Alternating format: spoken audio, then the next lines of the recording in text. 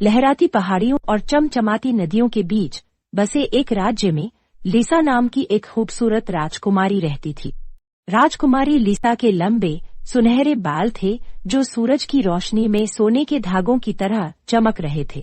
राजकुमारी लिसा गाती थी, उसके बाल उसकी धुनों की लय में नाचते और लहराते थे। राज्य के लोग अक्सर उसका गाना सुनने और उसके बालों को जादू से जीवंत होते देखने के लिए महल के प्रांगण में इकट्ठा होते थे।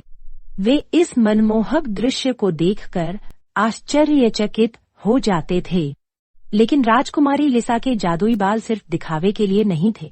इसमें एक गुप्त शक्ति थी जो शाही उत्तराधिकारियों की पीढ़ियों से चली आ रही थी। किंवदंती थी कि जिसके पास भी राजकुमारी के बालों का गुच्छा होता था वह बड़ा जादू कर सकता था और राज्य में समृद्धि ला सकता था।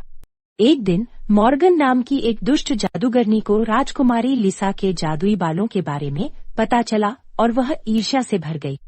मॉर्गन ने अपने लिए शक्ति चाही और राजकुमारी से इसे चुराने का फैसला किया।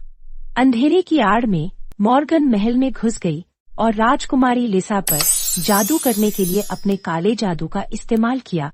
अगली सुबह जब लिसा उठी तो उसने पाया कि उसके बालों का जादू हो गया है।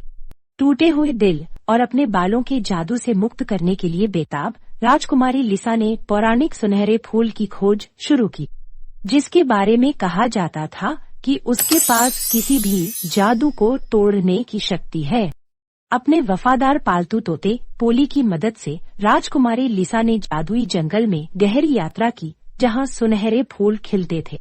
रास्ते में उन्हें सभी प्रकार के जादुई प्राणियों का सामना करना पड़ा, शरारती परियों से लेकर बुद्धिमान बूढ़े वृक्ष आत्माओं तक।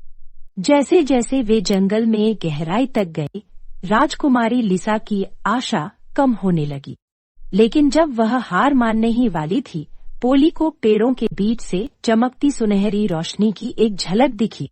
पोली के नेतृत्व के बाद राजकुमारी लिसा एक छिपे हुए उपवन में पहुंच गई जहां सुनहरा फूल अपनी पूरी उज्जवल महिमा के साथ खिल रहा था। कांपते हाथों से राजकुमारी लिसा ने फूल से एक पंखुड़ी तोड़ ली और अपने बालों का जादू वापस पाने के लिए दिल से प्रार्थना की। उसे आश्चर्य हुआ, पंखुड़ी गर्म सुनहरी रोशनी से चमकी और उसकी हथेली में विलीन हो गई। तुरंत राजकुमारी लिसा के बाल एक बार फिर झिलमिलाने और चमकने लगे। खुशी भरी हंसी के साथ उसने देखा कि उसके बाल नाच रहे थे और हवा में घूम रहे थे। जादू अपनी पूरी महिमा में वापस आ गया। लेकिन उनकी जीत ज्यादा लंबी नहीं थी, क्योंकि मॉर्गन ये सब अपने जादू से देख रही थी। इस बात से क्रोधित होकर कि राजकुमारी लिसा अपनी खोज में सफल हो गई, मॉर्गन जंगल में आई। उसकी आंखें द्वेष से चमक रही थीं। इससे पहले कि राजकुमारी लिसा प्रतिक्रिया दे पाती, मॉर्गन ने एक शक्तिशाली जादू करके उसे कांटों के पिंजरे में फंसा दिया। पोली ने अपनी मालकिन के खतरे को भांपते हुए झपट्टा मारा और मॉर्गन के हाथ पर चोट मार दी, जिससे उसकी छड़ी गिर गई। बहादुरी के साथ राजकुमारी लिसा अपने पिंजरे की सलाखों के पास पहुंची और छड़ी पकड़ ली। लिसा ने अपनी आखिरी ताकत का उपयोग करते हुए जादुई छड़ी को तोड़ दिया, जिसकी वजह से उसका जादू खत्म हो गया। जादूगरनी ने एक चीख निकाली जिससे वह शक्तिहीन और पराजित हो गई।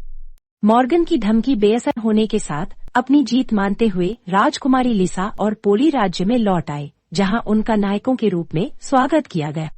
उस दिन से राजकुमारी लिसा के जादुई बाल पहले से कहीं अधिक मजबूत हो गए और उसने इसकी शक्ति का उपयोग अपने राज्य में खुशी और समृद्धि लाने के लिए किया।